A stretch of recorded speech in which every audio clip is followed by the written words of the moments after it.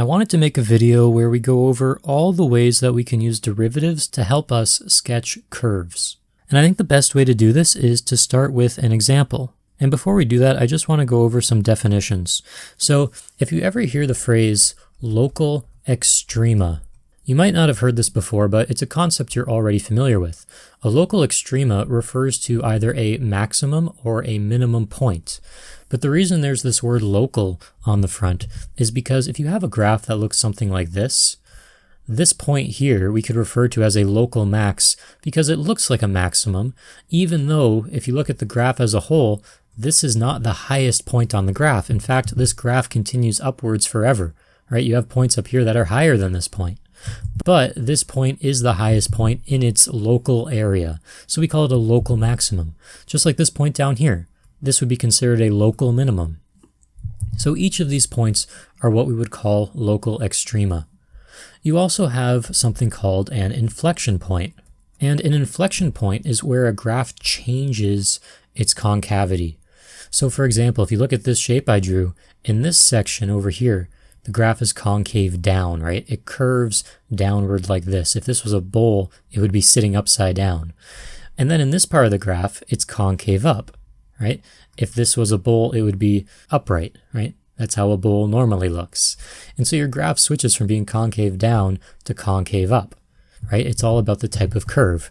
Now the location where that changes, right here in the middle, that's what we call an inflection point. It's where the graph changes from being concave down to concave up. And if you sketch this curve by hand, you feel that difference in the way you're curving along the line at that point. So that's what we call an inflection point. We also have a couple of other things. You might hear the word corner. Corner is present in a graph that looks something like this. So an absolute value graph. It's this little point here where you see this change in direction, right? You also have something called a cusp.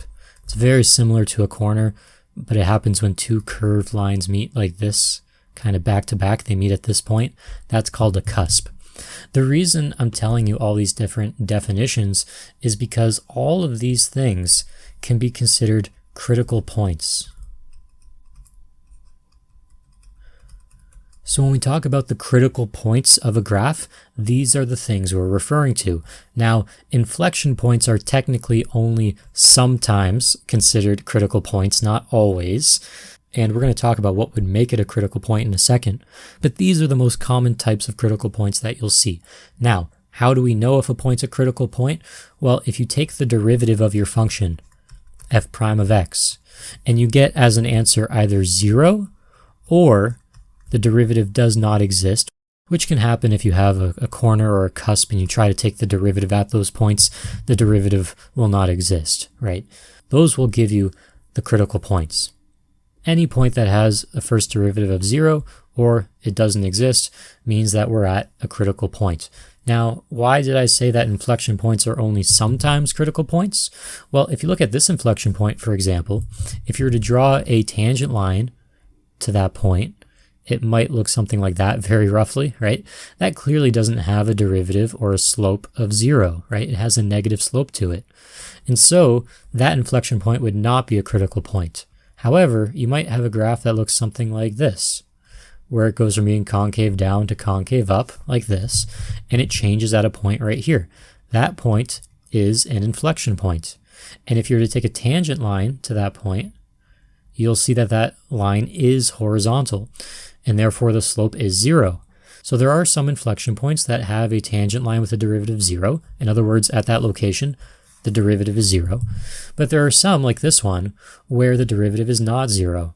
So that's why we say inflection points are sometimes considered critical points, but it depends on what type of inflection point we're dealing with.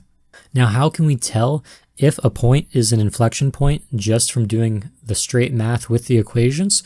Well, that's when it becomes useful to take the double derivative. If you take the second derivative or the double derivative of your function and it gives you a value of 0, and when I say gives you a value of 0, I mean after you plug in a value for x. What that means is that at that point with that x value, you have an inflection point. So if you take the double derivative, you plug in the x value and you get 0, That x value is the location of an inflection point. Now, what if you do that same thing and you don't get 0? What if you get a positive number? What would happen? Well, if it's positive, what that means is that at that point, your graph is actually concave up. And if you get a negative answer when you plug in a point into your double derivative, then at that point, your graph is concave down. So those are your three options, right? The graph is either concave up, concave down, or you're at an inflection point, which takes place in between the graph being concave up and concave down. So those are some of the things I wanted you to be aware of. If you're not totally comfortable with those ideas, that's okay. We're going to do some good examples, and you'll see exactly how to apply these ideas. So the first example we'll do is f of x is equal to -1 over x squared plus 1. And the first thing we can do, the same as when we graph anything, is we can try to find the x and y intercepts. Now, if you want to find the x-intercept, that means that we have to set the y value to 0. So the f of x is going to be 0. 0 equals -1 over x squared plus 1. Okay, let's think about it. How do I solve for x? Well, you really can't, right? What we're saying here is that -1 divided by something is equal to 0. But there's no number that you can divide -1 by to give you 0, right? In fact, if you multiply this denominator to the other side, you'll end up getting 0 equals -1, which doesn't make any sense. What this means is that there is no x-intercept. Okay, great. That's a useful piece of information, right? There's no x-intercept. Okay, what about the y-intercept? Well, to figure out what the y-intercept is, we do the opposite, right? We set x to 0. So we find f at 0, in other words. So -1 divided by 0 squared plus 1, that becomes a -1 over 1, which is equal to -1. So we have a y-intercept at y equals -1. Or in other words, the point is 0, -1. That is a point on our graph. So now we have two useful pieces of information. We know that there's no x-intercept, and we know that there's a y-intercept at -1. Fantastic. What can we do next? Well, we can take the derivative of our function to figure out if we have any critical points. Because remember, if we take the derivative, we can figure out where we have values of 0 for our derivative, and those will be the critical points. And remember, it could be 0, or it could be that it does not exist. So let's figure this out. What is f prime of x? Well, the original f of x, as a reminder, was -1 over x squared plus 1. If we want to take the derivative f prime of x, there's a couple different ways you could do it. You could use the quotient rule, right? Or you could change this so that it's negative x squared plus 1 to the -1. Now, how did I do this? If you have anything in the denominator that you want to bring to the numerator, you can.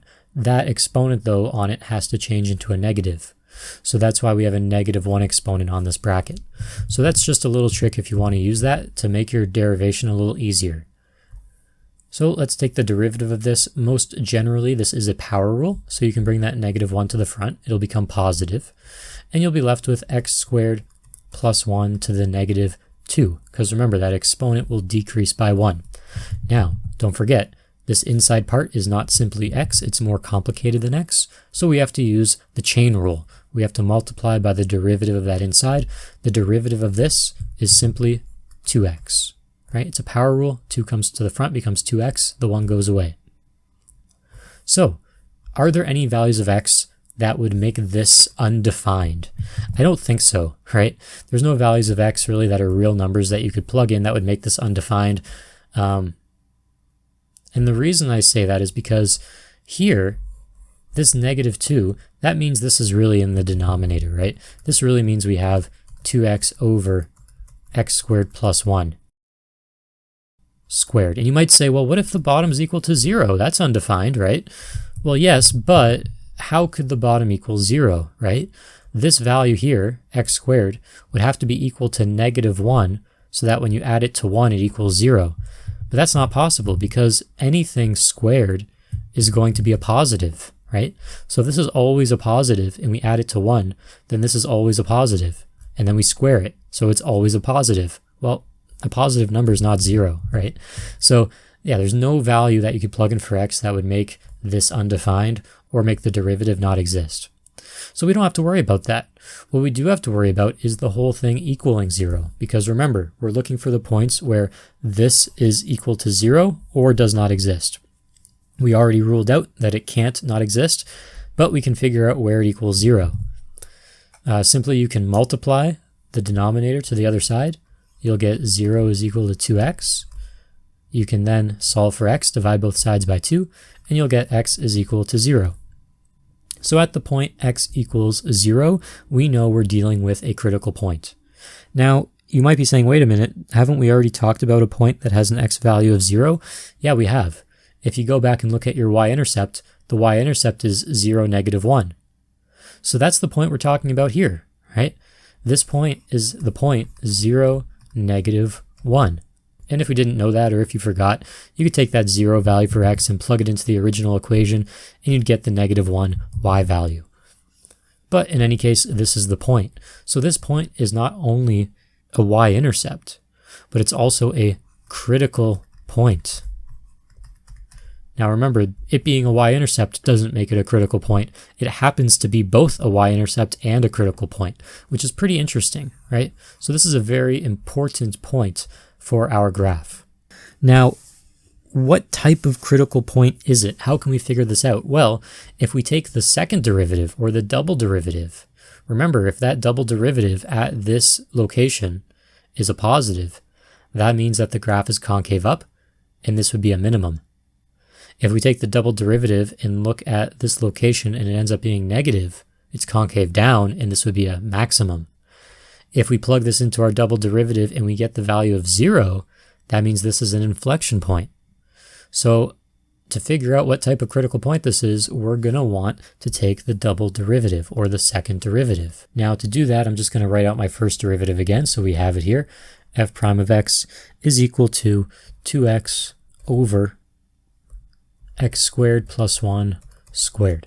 Now, how can we take the double derivative? Well, you don't have to bring this thing to the top again if you don't want to. You can simply use the quotient rule, right? The quotient rule states that we have to do the derivative of the top, which is 2, multiplied by the bottom unchanged, minus the top unchanged, times the derivative of the bottom. What's the derivative of the bottom? Well, it's a power rule, right? We bring that 2 to the front, actually. And then you're going to have x squared plus 1 to the 1, right? And then we multiply this by the derivative of the inside because it's a chain rule, right? And you'll get 2x. This is all over the bottom squared. It's already to the exponent 2, so if we square it again, you're going to get x squared plus 1 to the exponent 4. So if you're not sure how to do that quotient rule, watch the quotient rule video.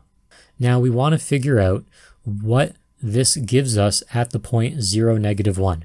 Remember, we said that point 0, -1, that's our critical point. We want to figure out what type of critical point it is. Is it a maximum, a minimum, or an inflection point? So let's plug in the x value of 0, f double prime at 0. If you plug zeros into here, this will be a 0, this will be a 0, this will be a 0, this is a 0, and this is a 0, right? So this whole second term is going to disappear because it's all multiplication and we're multiplying by a 0. So that's going to be gone. Over here, that's 0, so that x squared's gone. You have 1 squared, which is 1. 1 times 2 is 2. So on the numerator, you simply have the number 2. In the denominator, you're left with 1 to the exponent 4 because this is gone. And 1 to the exponent of anything is going to give you a value of 1. So we get 2. And it's not important that it's 2. What's important is that this is a positive. Because it's positive, that means that the graph in this area is concave up, which means that the point 0, -1 is a minimum, right? Concave up means it looks like this in that area. So that point is going to be a minimum rather than a maximum. That's the point 0, -1. So we have lots of good information about the point 0, -1. Not only is it a critical point, but it's a minimum. Not only is it a minimum, but it's also the y-intercept. So already we have lots of good information for our graph. Now what else can we do? Well, we already found the double derivative, right? The double derivative is equal to all this. So I'll just copy that down here. And if you need a moment to copy that down again, pause it and write it down. But in any case, that's our double derivative. And what we should be doing next is looking for inflection points, because we haven't found any inflection points yet, right? And remember, when we take the double derivative, any x value that gives us a value of 0 here for our double derivative is an inflection point. So we're going to set this to 0 and try to solve for x. Now, this looks like a nightmare, right? This looks very difficult. Like, how could we possibly solve for x here? Well, luckily, we're going to be able to simplify things a little bit. If we set this whole thing to 0 and then try to solve for x, well, this x in the denominator, we're not going to be able to solve for that x, right? In fact, we're going to multiply that up to the other side, multiply it by 0, and it's going to go away, which is really nice. Now, you might be saying, well, wait a minute, what if one of the values for x we get makes this into a 0? Then this would be undefined. Well, that can't actually happen like we talked about before. There's no value of x you can plug in here that will make this 0, right? Because it's something plus 1. For that to be 0, this would need to be negative 1. Well, x squared can't be negative 1 if x is a real number, because no number squared is going to give you negative 1, right? So we don't have to worry about that. So that goes away. So all I'm left with is the numerator. So this will be gone once we get to this next step. Now what about the numerator? What can I do up here? Well, I can try to simplify things a little. I can say this first term is pretty good, but this second term I think I can clean up, right? You have a 2x times a 2 times a 2x. That's going to be negative 8x squared multiplied by x squared plus 1. Now, how can I clean this up further? Well, I think I'm going to be able to factor this actually. Both of these terms have an x squared plus 1. So you can factor out an x squared plus 1, and also you could factor out a 2 if you wanted to, right? So take out a 2, x squared plus 1, and what are we going to be left with? Well, this first term, if you take that out of it, you're simply left with x squared plus 1. And this term over here, you're going to be left with 4x squared. And this second bracket here is something that we can actually simplify. Let me show you what I mean. These brackets here aren't doing any work. So we have x squared plus 1 minus 4x squared. The x squared minus 4x squared is going to give you negative 3x squared. So you can say we have 1 minus 3x squared. So now we have a factored form. That's great news, because if you have factored form and it's set to 0, you can easily solve for x, right? If this thing times 2 is equal to 0, then either this bracket is equal to 0 or this bracket is equal to 0, because then you multiply them and it equals 0, right? Just like when we did quadratics back in the day. So let's set each of these brackets to 0 and see what x is going to equal. X squared plus 1 equals 0, or 1 minus 3x squared is equal to 0. In this case on the left, if you try to solve for x, you're going to get x squared equals negative 1. You're going to try to take the square root of negative 1, and you're going to realize, oh, wait a minute, I'm not getting a real answer. You'll get an imaginary number, right? You get I. But we're not dealing with that. We're dealing with real numbers. So in this case, this doesn't give you any real solutions. So it must be this one over here. This bracket must give you the real answer. So solve for x. We can say 1 is equal to 3x squared. So I just move that negative 3x squared to the other side. Divide both sides by 3. So you get 1/3 is equal to x squared. Take the square root of both sides. And remember, you have to take the plus or minus square root of both sides when you do this, because you want to make sure you get both of the real answers, right? That can satisfy this. And so now we have two values for x. X can either be positive, root 1/3, or x can be negative, root 1/3. And that's a real number, right? It's not some fancy imaginary term, nothing like that. This is something you could plug into your calculator and you would get two different answers. You would get a positive decimal and you would get a negative decimal. Now, at these x values, x is positive root 1/3 and negative root 1/3, those are the points where you have inflection points. And so if we have inflection points there, there's a coordinate there. We can find the y values at those points as well. So what you want to do is do f at positive root of 1/3, figure out what that is. And you also want to do f at negative root of 1/3, and figure out what that is. By doing this, you'll find the y values at those points, and then you'll have your set of coordinates. We can go through all the math, you plug that into the original f of x, but the point is that when you do that, the answers you get are going to be -3/4 and -3/4. So this is telling us something interesting too. Because the x value here is the negative of this, and they give you the same y values, to me that's saying that this graph is probably going to be symmetrical, right? Because at each of these x values, we have the same y value. So it's probably going to be a symmetrical shape. Now, in summary, we can say the inflection points are going to be at, and then you can write your points here, √1/3, -3/4, and -√1/3, -3/4. These are the coordinates of our inflection points. So now we have lots of good information, right? We have a minimum that happens to be a y-intercept, and we have 2 inflection points. This is really good news for us. Now at this point, you might actually be able to sketch the graph, right?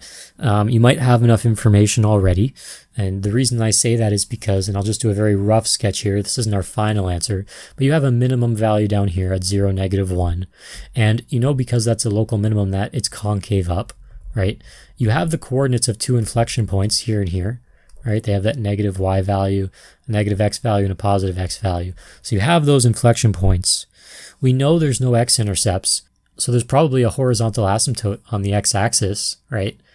And you can say that, well, if that's the inflection point, it's going to go from being concave up to concave down. So it's probably going to look like that right there and over here.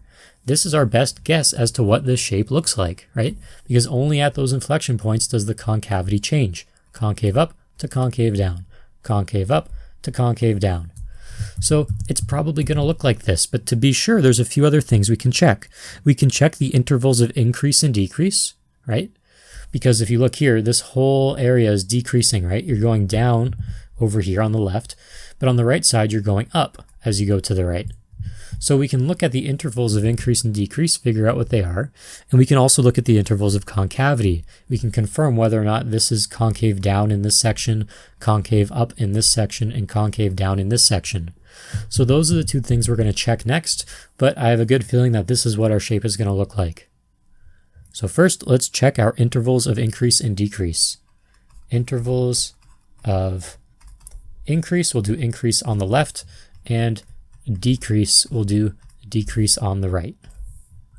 Now, how do you find an interval of increase or decrease? Well, if a graph is increasing, that means the derivative is a positive, right? The first derivative, f prime of x. What was f prime of x? Well, we found it to be 2x over x squared plus 1 squared. And if it's positive, that means it's bigger than 0. The same is true for decrease, right? If you take that derivative and you want it to be decreasing, that means this is a negative, so less than 0. We don't need to solve it at 0, because when the derivative is 0, that's our minimum point. We already talked about that, right? So we want to figure out on which side it's increasing and what side it's decreasing. Now, we already kind of know, because as I showed you in the sketch up here, because this is a minimum, and we know that this point is higher than that, and this point is higher than that, we can clearly rationalize that, okay, this must be decreasing and this must be increasing, right? But what we don't know is if it's coming back down like this, right? Maybe it's increasing over here and decreasing here, or maybe it looks more like this and it's decreasing the whole time.